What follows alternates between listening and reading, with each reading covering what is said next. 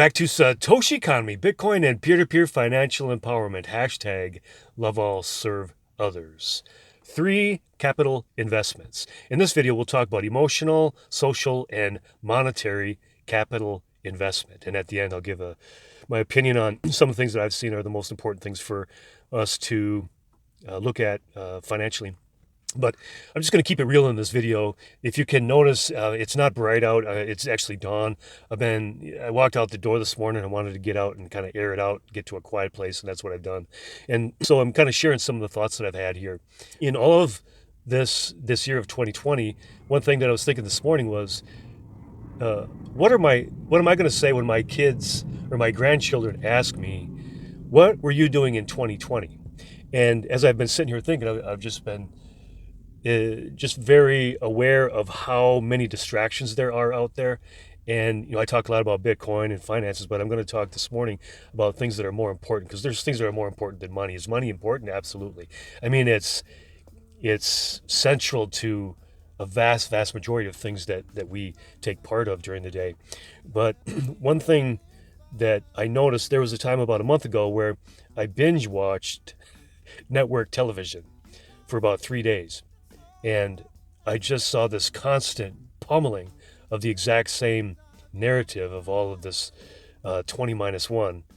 And it was 100% completely negative and fear-inducing and stress-inducing if one would allow oneself to be so affected. I mean, it was just an onslaught. It was constant. And what was surprising to me, I was very intentional in wanting to see how this went, but there was, in 3 days' time, there was only one incidence of any of the talking heads saying something that even suggested something different than the ongoing narrative. And what they said was, if you have any disagreement or any thoughts or any questions or any counter type comments, please share them with us. You can email us. And I was like, practically stunned, because it just came out of the blue.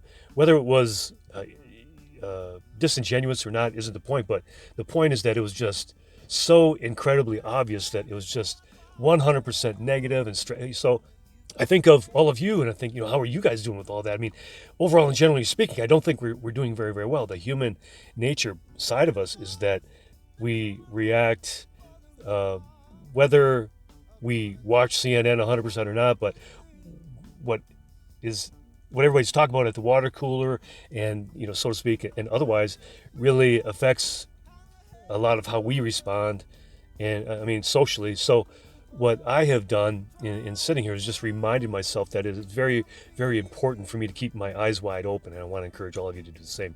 And what I mean by that is, let's consider things that are more important than money.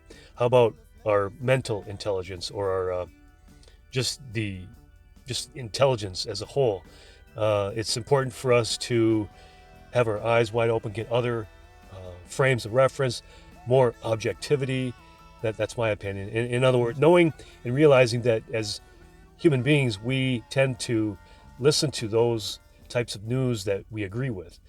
And it's important for us to listen to news that we don't agree with. In other words, to help us to counter, or to get a more complete number of things to bounce things off of. So it's also important for us to continue to grow daily or weekly, looking at things to increase our intelligence or just the data that we take in. So I just want to encourage you to do that. Also, of course, with sheltering in place and with all of these distancing and no large groups, it only serves to minimize our social interaction, I mean, to say the least. And when I think of just the way that we work individually and collectively as human beings, if we don't talk to people, we tend to go nuts or go crazy. We go schizoid, or we completely 100% internalize. So we split, personalize, and it's not healthy. What is more healthy is for us to get out there, give to others, ask questions, and do such things as Zoom calls, even such things as texting. I mean, if we can use technology like this during this time, it is very, very important. Call somebody, do video calls independently, or just between two people, and that will therefore increase our social capital. So, I mean, it's amazing what even a text message can do. I mean, sometimes I've just written down a list of people I want to talk to, and I'll boom, boom, boom, boom, boom, fire off these texts real quick, and so that really serves to maintain. People have responded, wow, thank you so much, right?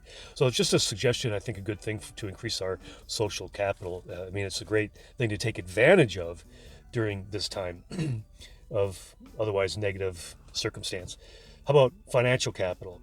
When we look at the way things are going, of course, make your own decisions as far as how you're going to respond. I was in the corner or the neighborhood grocery store, and I'm telling you, one of the things that is just frightening is the amount of inflation in food prices at the corner store compared to the big box store. I mean, the big box store, there is some inflation in some of the prices, but not near. It's it's just night and day how much the small stores are.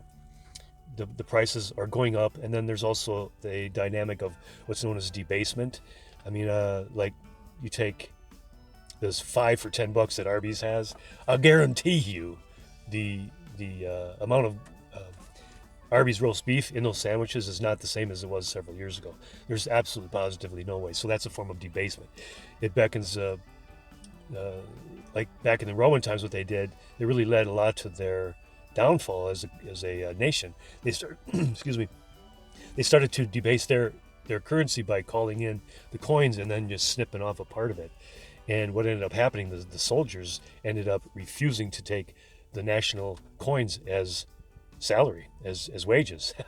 So it's an interesting thing in history. But during this time, I just want to encourage you to be conscientious about improving or increasing your mental intelligence, your mental capital, your social capital, and also your monetary capital. As far as those things are concerned, the financial part of it, one thing that there's kind of the two or three things that are at the forefront of my mind that I've seen is that in this year alone, the true estimate, I think is very true, just a matter of numbers, the U.S. has created or printed 22% or 25% of all of the dollars that have ever been created in the history of this country. Consider the things that will happen. We're not seeing the type of inflation that would go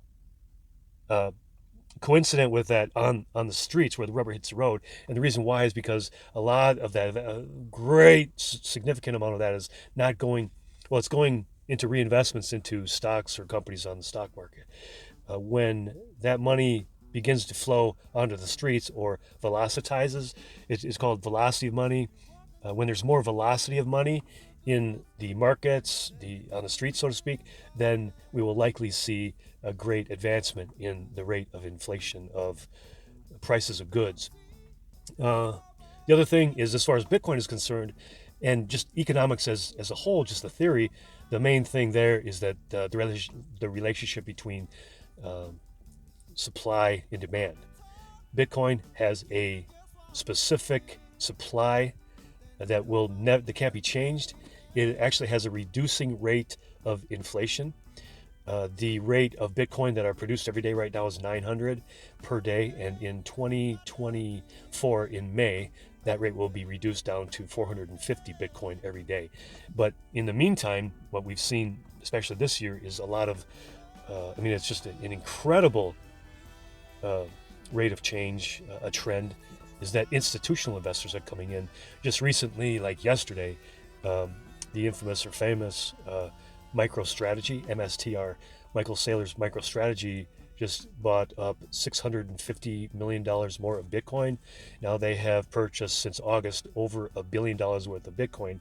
And since then, there are other people coming out of the woodwork saying that they're going to use buying Bitcoin and essentially using it as a reserve asset in their funds. Just huge trend. And so what that means is there's a greatly reducing supply of Bitcoin on the market.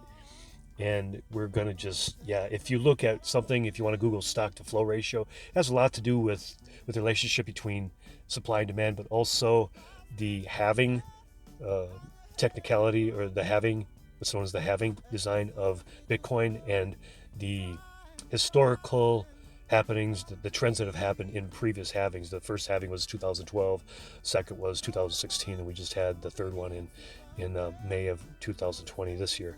And what we've seen, there's something, I think it's 504 days leading right up to each halving. There's been, an uptick in the prices, and then a bull run, and then at about 504 days after the halving, which would put that at roughly of December of 20, let me get this right, in December of 2021, yeah, that would mean that would be kind of the peak of the bull run. So that's just something to consider.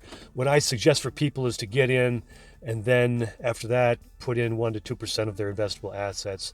If they haven't done that already, then put in 5 to 10%, assuming that you get some gains and you're really liking it. And then maybe even consider even more as far as Bitcoin. Other things to definitely be considering during this time are things such as artwork or gold or silver, real estate. I like the notion of transportation or cars, even such things as off-grid energy sources, water, solar, and battery power. The FAANG stocks, FAANG, what's that? Facebook, Apple, Amazon, Netflix, and Google in the alphabet corporations. They are in the S&P 500. Just those 5 corporations account for, I think, about 80% of the gains this year. So a lot of the gains in that sector of the environment, it's good for us to be privy to. I mean, good for us to know that, yeah. I mean, in other words, let's see, Bezos has gone from about January 1st, 2020. I did a report on that. He was at about 100, I think it was about 112 or 115 billion. Now he's up to like close to 190 billion. Tesla's Elon Musk, he wasn't even in the top 5. Now he's at over 150 billion. Arnault of Louis Vuitton, he's almost at 150 billion luxury goods. But the greatest increase in the sector of stocks or traditional finance has definitely been information technologies. So I just want to encourage you with some of that. Consider getting out, airing things out. I just had to do that because I kind of snapped a little bit yesterday, and I could realize that I'm a little bit on edge. I wanted to just kind of think things through, and these are just some of the thoughts that have come up. I hope that you're encouraged by that. I hope you do the same and increase your capital in other ways than just monetary, because there's such things that are much more important than money. Hashtag love all, serve others. I appreciate it if you like, subscribe, and click that notifier. It's a way you could support my channel for free. And I wish you well, I wish you wealth, I wish you health. And until next time, peace.